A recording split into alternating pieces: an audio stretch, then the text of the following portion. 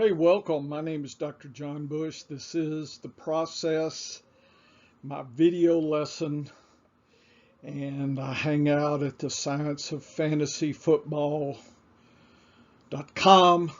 We do the podcast. We do a data lab podcast. Hanging around on Twitter is Professor Fantasy One. You can find me everywhere. If you're just joining me, you should start at lesson 128. What I'm doing in the next four lessons, 138, 9, 40, and 41, will be taking each position and doing a case study using the median consistency metrics that I'm beta testing this year, and I've gone into some would say excruciating detail in my lessons, and 128 is where I start that. I'm actually going to do a written article which is kind of a summary of this, but this allows me to philosophize a little bit, right? I do have a PhD in microbiology and immunology, so that's part of the whole journey is philosophizing and fantasy football. I'm not an expert. In fact, there are no experts because there is no degree, PhD level degree in fantasy football informatics. And I do an article on the web thing talking about the expert problem. Basically, anybody can set up a cardboard lemonade stand and call themselves an expert. And in reality, experts go through lots of peer review, building their knowledge, learning how to use the scientific method, etc., etc. And I've been working in science since 1977. Got my BS and MS in zoology, actually, and then got my PhD in 1991. I started, it was 4 years as a postdoc and kind of like a residency for PhDs. And then I started my university career in 1995, and they're still putting up with me. I'm a full professor now. Trained graduate students, other PhDs, right, cloned myself, gotten probably about $250,000 in funding over my lifetime, published 30 something, 40 papers, I don't know. You can go to Google Scholar and look at my articles if you're interested in the science side of me, but that has nothing to do with fantasy football informatics. And regardless what you see on TV or Twitter or wherever, there is no expert. There's people that's been doing it a long time, right? I mean, but there is no expert pathway, and we recognize that through the university system. Or if you're like a skilled laborer, then you have an apprentice and a master kind of thing, but that's usually not in any kind of, academic kind of thing. It's more of a skill base, right? Which is fine. My grandfather was a truck driver, so hey, been there. My grandmother was a beautician. My mom managed properties, so been there, done that, seen the blue collar side of life, and made that journey from that kind of world in the deep south to an academic world. So anyway, but I am an expert in biological data, biological informatics. So it's kind of like a next door, right? It's maybe not quite the tuxedo, but hey, I can dress up in a pretty suit and spout a lot of information and whatnot, because I've had to use those skills, the scientific method and data analysis, for many a year. So There are people who are tangential engineers, data analysis, whatnot, MDs out there. So there's a lot of people close, but until there's a PhD in fantasy football informatics, we will not have an official expert, regardless of how many people have been on TV and their length. Okay, care what they tell you. That be the truth. Okay, so let's move on. What I'm going to do is focus on quarterback data using the 2021 median consistency. Okay, and this is a beta test, so we're going to try to massage the data and then hopefully present at the end where you can maybe make some predictions about 2022. And I'm going to look specifically using the case study method at 3 quarterbacks and try to tease them out a little bit based on this approach. And again, lesson 128 starts this whole journey here. Okay, so enough of me rattling on. That's what I do for a living. Let's go. So here we go. We have some tabular data here. Position, the year, the player, average of COM per game. And this is counts over median. So it's a weekly counts. And I take the number of counts over median divided by the number of games and get that they played total. So nobody was 100%. Okay, so regardless of what you may think in the draft, they're going to be the best ever. The best last year was between 50 and 60%, right? So that's it. That means 40% of the time they were below kind of a median expectation of fantasy points, okay? So that should be your level of expectation. If you draft any quarterback thinking they're going to give you the whole shoot match every week, it's not going to happen.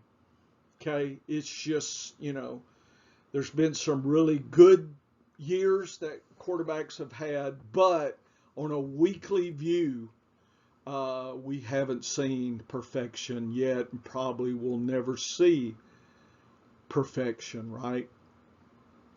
If you look from high to low, so I sorted, the best was Jalen Hurts. And remember, fantasy points for quarterbacks includes rushing. So I think his 60% is baked in with the rushing. But hey, what's to say he doesn't rush a lot again? So I think there is something to that. Rodgers was next, so that's probably a shock considering where the ADP of Rodgers is. Allen, of course, was third. Justin fourth. Stafford and Brady. So Allen, Herbert, Stafford, Brady are all at basically 53. Jackson at 50. So there's kind of that tier break here. If you think of Hurts as tier 1, Rodgers tier 2, then the tier 3 has 5 quarterbacks. And you're saying, wow, I can get Brady late. Well, that's the whole point of my journey, is we don't want to follow ADP. We want value, right? And notice Mahomes, 47%. So he's sitting there close, but a little bit below. So, Dak, Cousins, Murray, and then a big drop. Wilson kind of sitting there. Then Burrow, that may be a surprise, 31%. Everybody's talking about Burrow.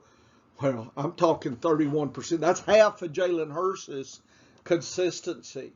So there you go. That means 70%. 7 out of 10 weeks in 2021, Burrow did not deliver. Rutrow, Raggy, that ain't good. So anyway, you can look, and I have the ADP. So we got a consistency metric and an ADP. It changes. I I don't know, it was a couple weeks ago, so it may have changed a little, but it's probably hasn't gone crazy yet because we had that training camp and it's still, June 2022. So, this is kind of where we're at right now. These things will change, and I probably will do an update in August, kind of updating the ADPs and see what's what, where's where. So what's next? And here's some that there's not even an ADPs for. They're just kind of out there. Some of these may get an opportunity. Some and many will not. But I included their consistency numbers anyway. Okay, this next table. Now I'm giving a comparison metrics in this table, and I'm looking at ADP, I'm looking at consistency, and I'm getting a difference between the two. And you're saying, how do you do that? Well, I normalize the data, or maybe it's scaled, I kind of forget. Anyway, I put both ADP and consistency numbers in the previous table onto a 0 to 100 scale. So now you can both ADP and consistency of players can be directly determined, and we can subtract differences. And the third column is differences. Anything, and I stained, blue is high, green is high in the second column. Purple is positive and high. And then there's the player, and I have something called overlay and underlay. And on our website, we have, my partner in crime, Dennis, actually has a article about over and underlays, and I think I have some parimutuel value concept as well. Long story short, overlay will mean the player should return more fantasy points consistently than the price you're paying, and we consider that the ADP price. Okay, so right now, Hurts, Rodgers, Stafford, and Brady are all overlays. The rest are underlays. So what does that mean for 2022? It means I'm not rushing to grab Allen or Herbert if I could wait for Stafford, Brady, Rodgers, etc. Okay, so be aware of that, depending on things, but there you go. So you can look at Burrow. Look at Burrow. Minus 38. That means he is superiorly being overdrafted. So people this year are pretty much ignoring his 2021 data and are expecting him to do much better. So when you apply expectation, a lot of times you're outside the data, right? So you don't know what's outside the data. It's kind of like a map and it stops. It's like, well, what is a mile, after the map stops? Well, you don't know, do you? Is there a mountain range? Is that the sea? Is it the land? Is it a desert? You don't know. I'm expecting it to be a certain way, but you're not sure. So there's a lot of expectation built in. And expectation is a combination of people's opinions, desires, hope. And you're saying desires, hope. How do you quantify? Where's those numbers? There is no numbers. Okay. Irrational exuberance. You may have heard the term if you play the stock market. And I'm probably a little conservative on my expectations, and I may miss out. but I'm probably not as surprised as others would be, for instance, if Burrow doesn't live up. Everybody's, well, how is that? He was highly regarded. Well, he was highly expected. That's what you're really saying. People had hopes and dreams of what he would do, but nothing in his past, right? We don't know. Could do much better. Could do much worse. I don't know. I like in drafts, especially for money, probably to be a little bit more conservative with my quarterback in a one quarterback league. Okay, so enough of me preaching here.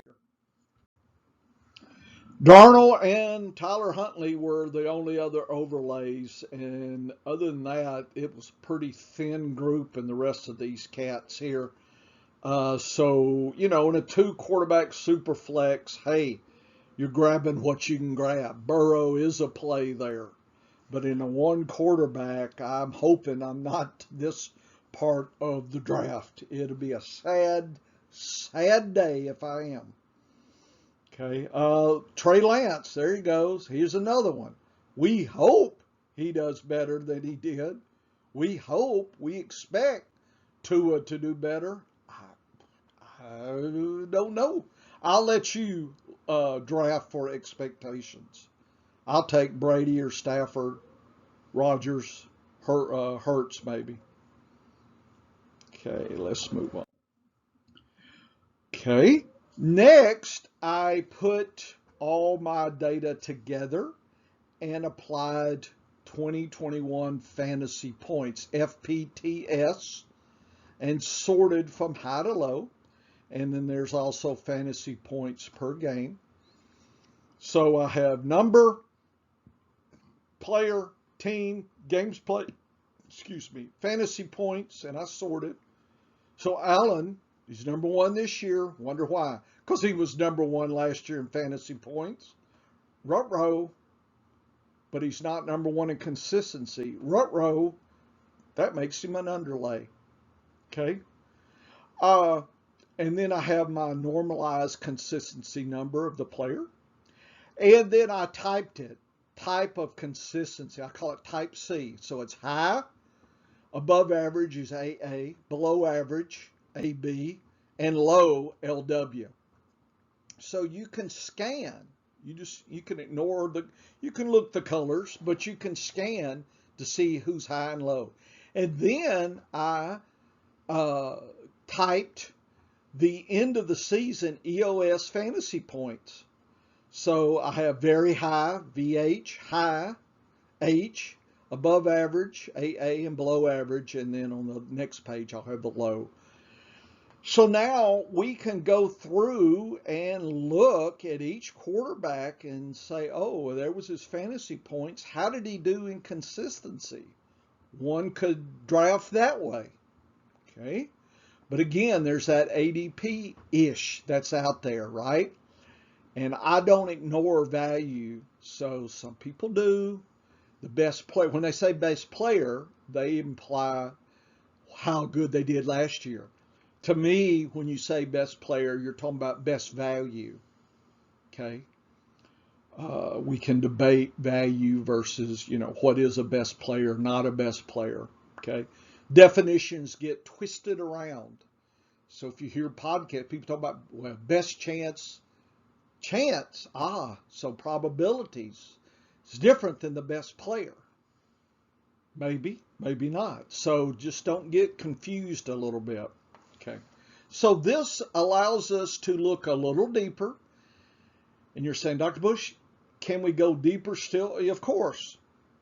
And I have a lesson way back when I started a couple years ago on PCA analysis, principal components. And you can look at data streams that make up quarterback performances. And there's three main data streams.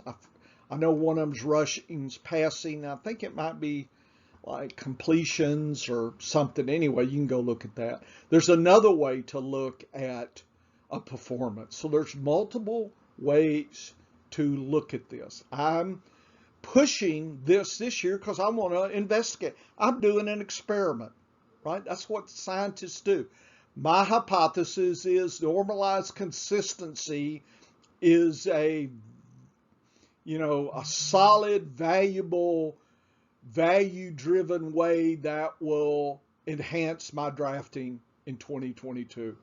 Okay, question's not as defined as I would like, but that's kind of why I'm doing all this work. So I'll know at the end of the season, is this just a waste of my time? I hope not. I'm sure it's a lot of work. But anyway, that's what happens. Sometimes you got to go down a blind alley, right? You got to dig, and maybe you get an acorn, maybe you don't. Okay, moving on. Here's some more of the low consistency players here. Be aware. Here's Tua, Rutrow. David Mills, Rutrow. Fields in Chicago, Rutrow. Boy, you want some serious rolls of the dice or uncertainties. Here they are, right here. I got the list right here. Okay, now we move to the case study. So I pulled out 3 quarterbacks: Prescott, Burrow, and Rodgers, 6, 7, 8 in fantasy points. Look at the total number of fantasy points. 10 fantasy points different. Almost the same fantasy points per week if you use that metric. But look at the consistency. Look at the type of consistency. Rodgers was high. Dak was above average. Burrow was below average.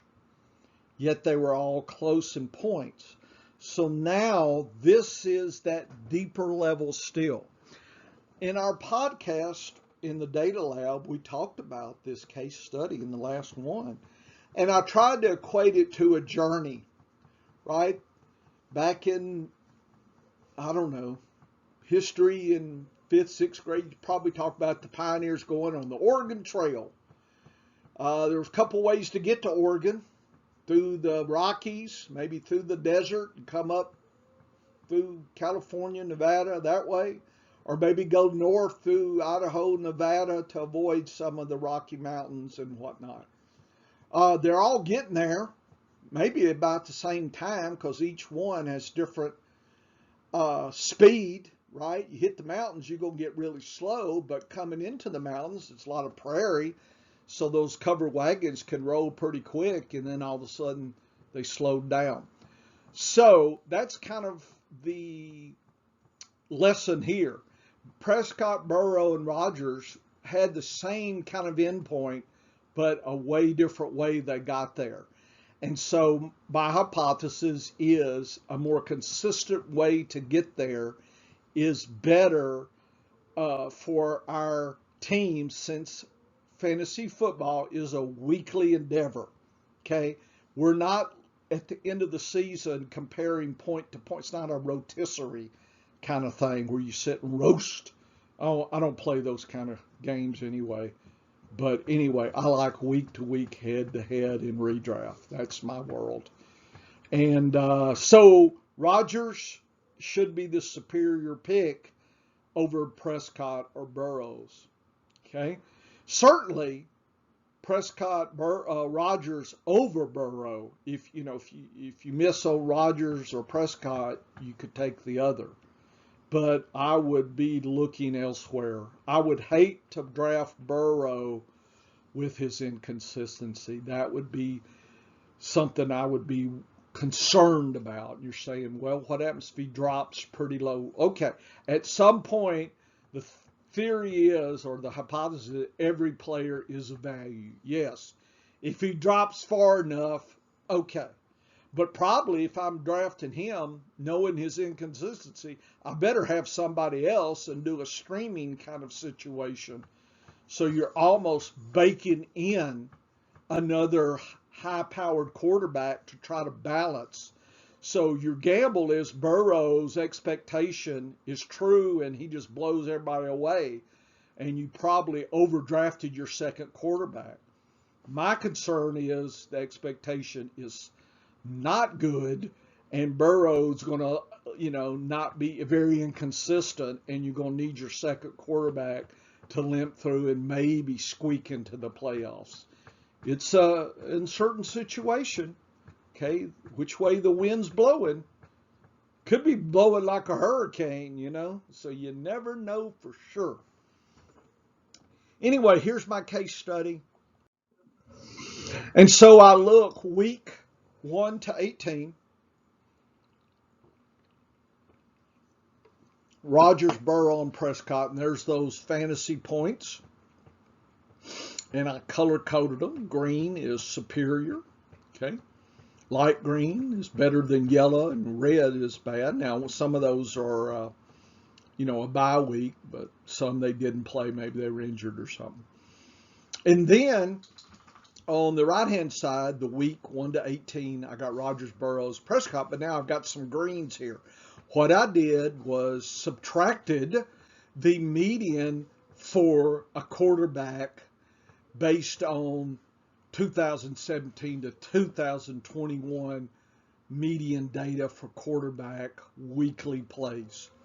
Okay, so in lesson 128.9, I talk about how I derived that number. Okay, it's 19. Okay, to me, if a quarterback can stay above 19 most of the season, I'm pretty good. So now what I did, subtracted, and anything in light, bright green was nicely above median. Anything dull green was barely above median. And anything less than that was clear or no color. So take a look at Burrow. He only hit above median dramatically 3 games out of what? I don't know, 16, 15, whatever. That's piss poor, folks. Look at Rodgers. Even Prescott. Look at that. You definitely want those two over Burrow. I understand. Well, we're expecting Burrow to look like Rodgers. That's fine. If you want to pay the price, right? It's like, well, I heard those pastries are good, but I've never tried the jackfruit turnovers. I don't know. I've never had jackfruit. I don't know what the hell's going to taste. May taste like wallpaper paste. I have an expectation maybe it doesn't, but I don't know. So I don't want to buy it and be disappointed. I'll wait and try the old apple turnover because I know what I'm getting there. Okay, so to me, Rodgers and Prescott are much closer, and I would be much more satisfied than Burrow. Okay. Another way is you plot these pluses and minuses in a scattergram, and pink is 19. That's the median. And you can look at Rodgers in green, Burrow in blue, Prescott in red. You just kind of get a feel for that. It's like, well, it looks like Rodgers is pretty much above median a lot of times. Yeah. And Burrow had some sad games below median. 1, 2, 3, 4, 5, 6, 7, 8. That's not so good. And the few times he was above median, he only had 3 that were really spectacular that probably would won you the week. Being close to the median means your opponent probably is close to the median's quarterback. So that's probably not, that just gives you your other players to make it over the hump that week. I like the spectacularness as well, right? So I'm going with Rodgers or Prescott, I think, are much better than Burrow. So I think that's the big take home. But I did do a trend line to kind of smooth out the data, and it removes a lot of the noise, but you lose some accuracy. Okay, it is what it is. And if you look at Rodgers and you look at the 0 line right here, that is where those numbers are. That's the weeks. Of course, we didn't have 19, 20 weeks, so that's just me. And you can see that a lot of the season, Rodgers was above the median or on top of it, very close. You only had maybe 1 or 2 games that he was sad. Prescott was dramatic early, sad middle, and dramatic late. So He might have won you your playoffs. That's not. Look at Burrow. He's always below except towards the end. That's sadness there. So you can have Burrow because the past data says this is his trajectory. I understand expectation, but how could you argue that? Well, I think in the future, all we can do is bet. Then you come down to a wager, right? Well, I bet you Burrow does something. Okay, define your wager, and I'll decide if I take that or not, right? That's why people bet props, because we don't know the future. If we did, we'd be living high on the hog in Vegas, and the casinos would shut down. Okay, so just tell them, hey, I got $1 million to play this week. Can you fly me out there? Oh, hell yeah. We'll fly you out there. Just say, I'm going to warn you. I know what I'm doing. Oh, when they hear that, they'll throw in steak and lobster dinners for that kind of hubris. Oh, yeah, please, sir. No. Casinos are not there to give you free stuff. Okay? Just be aware. So anyway, this is the end of my case study. The article is up or will be up as well, but I wanted to go through me squawking about it. You know, I do like to hear myself squawk. So this is how I see it. I would rather not have Burrow. I would rather have Rodgers. Would take Prescott, but a little uncertain about, you know, some of that. And I think I'll let you decide. But anyway, I'm putting it out here. We'll see. You know, this is a beta test. Okay. I haven't tested this, so I don't know. It may be a bunch of BS. I don't know. We'll find out, won't we? Okay. This is Dr. Bush for the process. I think it's lesson 138. We're having fun. Come back. We're going to do running backs next, then tight ends, wide receivers. So we will knock all this out. Woo woo. This is fun stuff.